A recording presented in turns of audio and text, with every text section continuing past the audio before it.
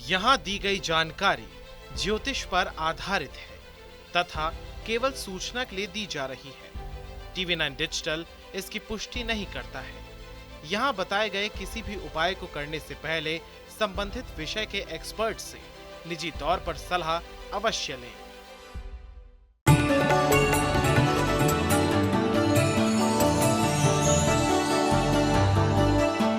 ओम देवी कात्यायनी नमः। चंद्रहासोज्ज्वलकरा शार्दूल वर वाहना कात्यायनी शुभम दद्यात् देवी दानव घातिनी। या देवी सर्वभूतेषु मां कात्यायनी रूपेण संस्थिता। माता कात्यायनी 4 भुजाधारी हैं। इनके एक भुजा में शत्रुओं का अंत करने वाला तलवार है तो दूसरी भुजा में पुष्प है जो भक्तों के प्रति इनके स्नेह को दर्शाता है। तीसरी भुजा अभय मुद्रा में है जो भक्तों को भय मुक्ति प्रदान कर रहा है। चौथी भुजा देवी का वर मुद्रा में है जो भक्तों को उनकी भक्ति का वरदान देने के लिए है। मां कात्यायनी का शरीर स्वर्ण के समान चमकीला है। एक वन में कत नाम के एक महर्षि रहते थे। उनका एक पुत्र कात्य था। कात्य गोत्र में ही महर्षि कात्यायन का जन्म हुआ, लेकिन उनकी कोई संतान नहीं थी। उनकी तीव्र कामना थी कि मां भगवती उनको पुत्री के रूप में प्राप्त हो। इसके लिए महर्षि कात्यायन ने देवी पराम्बा की कठोर तपस्या की। महर्षि कात्यायन की तपस्या से प्रसन्न होकर देवी पराम्बा ने उन्हें वरदान दिया और उनकी पुत्री के रूप में प्रकट हुई। महर्षि कात्यायन की पुत्री होने के कारण उनका नाम कात्यायनी पड़ा। मां कात्यायनी ने ही आगे चलकर राक्षस महिषासुर का वध किया था। पीले या लाल वस्त्र धारण करके मां कात्यायनी की पूजा करना उत्तम होगा। मां कात्यायनी को पीले सुगंधित फूल और पीला नैवेद्य अर्पित करें। मां को शहद अर्पित करना विशेष शुभ होता है। इसके बाद मां कात्यायनी के मंत्र का जाप करें।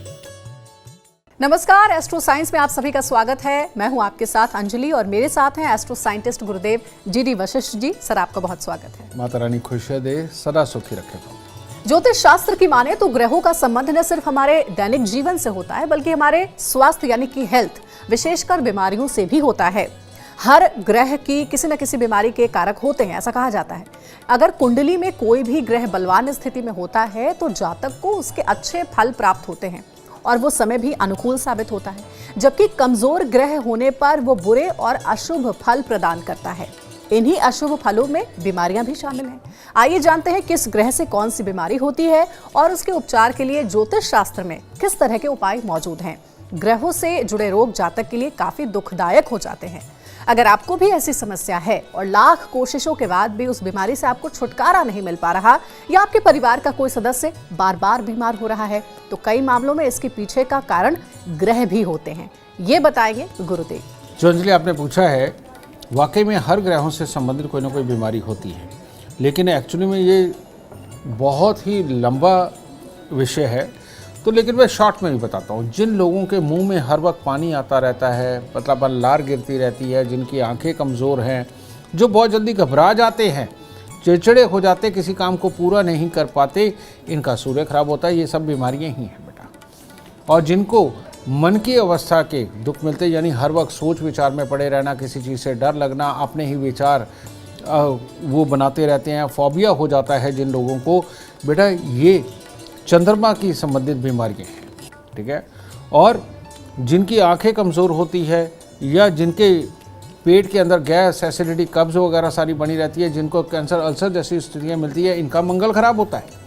और जिन लोगों की नसें खराब होती हैं, मसूड़े खराब होते हैं, दांत खराब होते हैं, इनका बुध खराब होता है।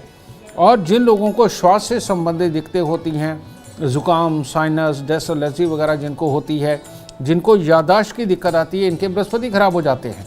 और जिन लोगों की हड्डियों के अंदर तकलीफ़ें होती हैं और यौवन से संबंधित जिनको दिक्कतें होती हैं, जो लोग जीवन साथी के काबिल नहीं होते, इन लोगों को शुक्र से संबंधित प्रॉब्लम होती है। और जिन लोगों के जोड़ों में दर्द होता है, हड्डियों के अंदर दर्द होता है, और जिन लोगों के बाल जल्दी सफ़ेद होते हैं, झड़ जाते हैं, गंजापन जिनके जल्दी आता है, ये शनि से संबंधित प्रॉब्लमें होती हैं। और राहु और केतु ये तो सहायक है, ग्रहों की बीमारियां यही है, ठीक है। तो ये सारे ग्रहों से संबंधित बीमारियां होती हैं। आप गुरुदेव जरा ये भी बता दीजिए कि गृह दिशा को अगर हमें सुधारना हो तो उसके लिए क्या उपाय करने चाहिए? ग्रह दशा किसी भी प्रकार की हो, हमारे ये जो संस्कार बने, जिनको आज की पीढ़ी कई बार रूढ़िवादी और मिथ ये सब कुछ नाम से संबोधित करती है, रियलिटी में आपको बता दूं कि इससे बड़ी साइंस कोई नहीं है। जैसे हमें फ़ोन के सिग्नल नज़र नहीं आते, टीवी के सिग्नल नहीं नज़र आते, वायरलेस के सिग्नल नहीं नज़र आते और बहुत सारी अदृश्य शक्तियाँ हैं वो नहीं नज़र आती, इसी प्रकार से जो हम ये संस्कार वाली ऊर्जाओं का प्रावधान बनाया हुआ है और इनको प्राप्त करने का तरीका जो बनाया हुआ है वो पता तो नहीं चलता लेकिन मिलता है। जैसे हमारे यहाँ सुबह सवेरे स्नान करके बरगद के पेड़ के ऊपर थोड़ा जल के अंदर थोड़ा दूध और 2 दाने चीनी के डाल करके चढ़ा करके गीली मिट्टी लगाने का तिलक का विधान है।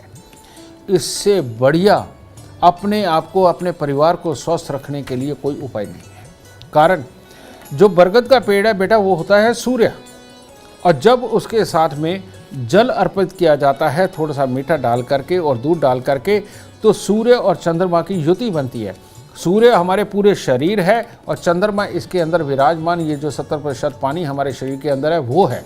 और जब वो जल पड़ता है तो पेड़ के संपर्क में आने से मात्र से ही वो वाष्प होता है, और ये जाकर के सूर्य और चंद्र मिलते किससे हैं? कच्ची मिट्टी के साथ, जो कि शुक्र की कारक है। तो कच्ची मिट्टी का तिलक लगाते ही उसके अंदर मिलकर के शुक्र हमारी हड्डियों को, रगों को बनाने का काम करता है, हमारे डीएनए तक पहुंचाने का काम करता है, और ये ज्ञान चक्षु होता है। यहाँ पर बृहस्पति के साथ भी जुड़ता है। तो सूर्य, चंद्र, मंगल चीनी और शुक्र मिट्टी, इन सब का कॉम्बिनेशन हमारे जब माथे पे लगता है तो ये हमें स्वस्थ रखते हैं, क्योंकि हमें स्वस्थ रखने में सूर्य, चंद्र, बृहस्पति और शुक्र ये बहुत बहुत मदद करते हैं। जिनके ये 4 ग्रह ठीक होते हैं वो ज़िंदगी में कभी बीमार नहीं होते। और इसीलिए हमें पता नहीं है कि हमारी कुंडलियों में कौन कौन से ग्रह खराब हैं, तो बड़ के पेड़ पर दूध, पानी और थोड़ी सी चीनी मिला करके चढ़ाना और गीली मिट्टी का तिलक लगाना इंसान को सदा स्वस्थ रखता है। आज मॉडर्न ज़माने के अंदर भी आप करके देखिए, जो बड़ी बड़ी दवाइयाँ काम नहीं कर सकती, वो मात्र इतना सा उपाय काम आपके लिए करके दिखाएगा। कहते हैं कि अगर शरीर स्वस्थ रहता है तो सब स्वस्थ रहता है। अगर अच्छी सेहत ना हो तो सारी सुख सुविधाएं बेकार लगती हैं। लेकिन कभी कभी घर से बीमारी जाने का नाम ही नहीं लेती। कई बार ऐसा वास्तु दोष के कारण भी होता है। गुरुदेव, आपको क्या लगता है, क्या वास्तु दोष ही ज्यादा जिम्मेदार है या फिर ग्रह दोष की वजह से ये समस्या बार बार देखने को मिलती है? बेटा, ये जो योग है, जो जिसकी बात तुम कर रही हो, ये एक योग है। मंगल, शनि, राहु या केतु या दोनों मिल जाए तो बीमारियां ही बीमारियां शरीर में होती हैं। और दूसरी तरफ वास्तु दोष भी इसमें जिम्मेवार होता है। वो वास्तु दोष क्या होता है कि हमारे यहाँ पहले भी और अब भी बहुत सारे घरों में जब शादी विवाह या कोई फंक्शन होता है तो हमारे घर में ज़मीन खोद के भट्टी बनाई जाती है, उसके चारों तरफ ईंटें लगा दी जाती है और उसके ऊपर कढ़ाई रख के, पतीले रख के सब खाना बनाया जाता है। ये जो जली हुई मिट्टी है, ये जली हुई मिट्टी जब अपने घर के अंदर होती है तो ये बीमारियों का तांता लगाती है, हमारे खून को डिसबैलेंस कर देती है। क्योंकि ये ऊर्जा एक, और जैसे ही हम इसके प्रभाव में आते हैं तो हमारे ऑरा मंडल के अंदर रेड कलर की जो एनर्जी है वो एकदम से छटपटा जाती है, चुंबक की तरह ये खींचती है, और वो डिसबैलेंस होने के कारण बीमारियां पैदा होती हैं। और जन्म कुंडली के अंदर मंगल, शनि, राहु या केतु ये आपस में जब मिलते हैं तो इंसान की कुंडली के अंदर लाइलाज बीमारियों का योग बनता है। जिस मर्जी बीमारी का नाम ले लीजिए वही हो सकती है। तो ये जो योग है ये सबसे घातक है। लेकिन इस घातक योग को मिटाने के लिए लाल किताब के अंदर एक बहुत ही खास उपाय है जो आपसे मैं साझा करता हूँ। जिन घरों में दवाइयाँ इस कदर तक आ चुकी है कि घर केमिस्ट स्टोर बन चुका है, जिस जॉब में देखो उसी में से दवाइयाँ निकलती हैं, अगर ऐसे घरों के लिए अमृतमयी उपाय क्या है? इस घर के लोगों को सबको चांदी का एक चकोर टुकड़ा अपनी जेब में रखना चाहिए। दूसरा, 3 धातु का छल्ला, सोना, तांबा, चांदी 1-1 ग्राम मिला करके इसको छल्ला बनवा के रिंग फिंगर के अंदर धारण करना चाहिए। और तीसरा, आप जितने घर के मेंबर हैं, मान लीजिए आप 4 लोग हैं, ठीक है, 1 महीने के अंदर 1 तारीख से लेकर 1 तारीख के बीच में 3 लोग आपके घर पे चाहे एक बार खाना खा के गए या एक आदमी 10 बार खाना खा के गया, उसका एक ही काउंट करना है। अब मान लीजिए 3 ही आदमी पूरे महीने के अंदर आपके घर में खाना खा के गए, तो 4 + 3 ये हो गया, और ऊपर से 4 रोटी फालतू, यानी कि 4 3 7 और 4 11 रोटी। आप महीने में एक बार या हर मंगलवार कर सके तो सबसे उत्तम। तो आपने करना क्या है कि गुड़ की चाशनी बना करके उसमें आटा गूंथें और सिर्फ उतने ही पेड़े बनाए जितने लोग अभी तक आपके घर में खाना खा के गए, प्लस आपके फैमिली के मेंबर। इनको पेड़े बना करके तंदूर में लगवा के, तंदूर में ये रोटी पकी होनी चाहिए। अगर तंदूर नहीं है तो घर पे मिट्टी का तवा ला करके उसके ऊपर आप एक तरफ सेकी हुई रोटी बना सकते हैं। ये बना करके आप बाहर जा करके छोटे छोटे इसके टुकड़े करके पक्षियों को डालेंगे। अगर ये आप हर मंगलवार करते रहे या महीने में एक बार करते रहे तो आपको इतनी जल्दी रिजल्ट मिलेंगे और इतनी जल्दी ये बीमारियां आपके घर से दूर जाएंगी कि आप वहाँ बैठे ही बोल पड़ेंगे कि जय माँ लाल किताब तेरा बहुत शुक्र है। गुरुदेव, कई बार घरों में ये भी देखने को मिलता है कि घर के जो बच्चे हैं वो बार बार बीमार पड़ जाते हैं। इसके पीछे का कारण क्या है और इसके लिए उपाय क्या करना चाहिए? बच्चों के बीमार पड़ने का जो कारण है, उनके गुस्सा चढ़ने का जो कारण है, जिद पे अड़ने का जो कारण है, वो एक ही ग्रह योग ज़्यादातर बनाता है। या तो वो मंगल बद्ध होता है और या फिर गुरु चंडाल, यानी किसी न किसी तरह से बृहस्पति और राहु का मेल हो रहा होता है। ये 2 चीज़ एलर्जीज देती हैं, छोटी छोटी बीमारी देती है, मौसम बदलने के बाद तकलीफ़ें देती है। और एक बहुत बड़ी बात आपने देखी होगी कि जब बच्चे के फाइनल टेस्ट रिजल्ट्स आने होते हैं, बहुत सारे बच्चे ऐसे हैं कि वो खेल खेलते हैं, लेकिन जिस दिन उनका फाइनल होता है उस दिन तो वो ज़रूर बीमार पड़ जाते हैं। ऐसे बहुत अनगिनत दुनिया आती है। इसके लिए अगर आप राहु देव को दूर करके रखते हैं, बृहस्पति और मंगल को प्रबल करके रखते हैं, तो आपको इन समस्याओं से छुटकारा मिलता है। इन लोगों का, अब खिलाड़ी है तो श्वास तो लेते ही हैं, वो तो प्रॉब्लम हो नहीं सकती, तो इन लोगों को खास तौर पे हर रोज केसर का तिलक अपनी नाभि, जुबान और माथे पर लगाना चाहिए। ये बहुत ज़रूरी है। चांदी का चकोर टुकड़ा इनकी जेब के अंदर रखना बहुत ज़रूरी है। और हर बुधवार को 1 किलो जौ सरसों लेना, यानी 500 ग्राम जौ, 500 ग्राम काली सरसों, इनको दूध के साथ धो करके अगर ये जल प्रवाह करते हैं और अगर किसी तरह 43 हफ्ते यानी 43 बुधवार ये पूरे कर देते हैं, तो आपके घर से ये एलर्जियाँ, रुकावटें, तकलीफ़ें, बीमारियाँ सब दूर हो जाएंगी और बच्चे निर्विघ्न जीवन में तरक्की करेंगे। आप गुरुदेव ज़रा ये भी बता दीजिए कि घर से बीमारियां दूर हो, क्या इसके लिए कोई महामंत्र भी है जिसका जाप हमें करना चाहिए? महामंत्र में वही भोलेनाथ का मंत्र सर्वोपरि माना जाता है।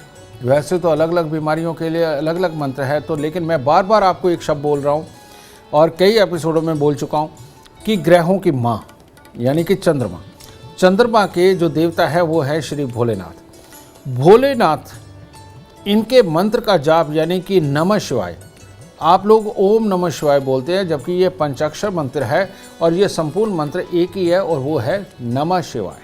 ठीक है, ये नमः शिवाय का मंत्र अगर आप स्वयं अपने घर के बच्चों को, बुजुर्गों को, अगर ये थोड़ी देर सुबह के वक्त में आप जपते हैं, शाम को भी जप सकते हैं, ये अगर जपते हैं तो एक तो हमारे शरीर के अंदर का पानी और सोच दोनों बैलेंस रहती हैं, शांति मिलती है।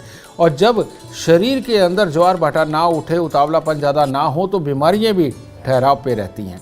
तो इसीलिए उतावले इंसानों के अंदर बीमारियां ज़्यादा आती हैं, ठहरे हुए इंसान ज़्यादा स्वस्थ होते हैं। ठीक है, तो नमः शिवाय का जाप आपके लिए सबसे उत्तम है, लेकिन इसके साथ थोड़ी सी प्रक्रिया भी करनी पड़ती है। और वो क्या है कि अगर आप हर रोज़ मंदिर नहीं जा सकते, एक सोमवार का दिन और एक बृहस्पतिवार का दिन, उस दिन आप पंचामृत बना करके उसका अभिषेक कर दीजिए भोलेनाथ को, और बाद में थोड़ा सा स्वयं भी ग्रहण करें और जो लेना चाहता है उसको भी ले। पंचामृत बनाने की विधि मैं यहाँ बताऊंगा भी, तो शायद आपको कोई कन्फ्यूज़न हो जाए, तो अच्छा यही है कि अपने मंदिर के पंडित जी से पूछिए। पंचामृत बनाकर सोमवार और बृहस्पतिवार के दिन ये अभिषेक करके देखिए और नमः शिवाय का जाप करिए, सारी बीमारियां घर से अपने आप दूर जाने में सक्षम हो जाएंगी। तो यानी कि अगर आपको स्वस्थ रहना है तो भोलेनाथ को प्रसन्न करिए, उनकी पूजा अर्चना करके, जैसा गुरुदेव ने बताया।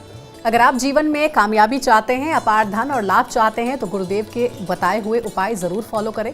उम्मीद करते हैं आपको आज का विषय पसंद आया होगा। कल आपके सामने लेकर आएंगे एक और विषय जो आपके कॉम्प्लिकेटेड लाइफ को बना देगा आसान और खुशियों से भर देगा। अगर आप हमारे गुरुदेव से मिलना चाहते हैं या उनसे कांटेक्ट करना चाहते हैं तो आप कॉल कर सकते हैं 99999522 पर। साथ ही ज्यादा जानकारी अगर चाहिए आपको अपनी राशि के बारे में, अपनी कुंडली के बारे में, तो गुरुदेव का एक ऐप भी है एस्ट्रो साइंस, उससे आप अपने एंड्रॉइड फोन में इंस्टॉल कर सकते हैं। फिलहाल समय हो गया है आपसे अलविदा कहने का।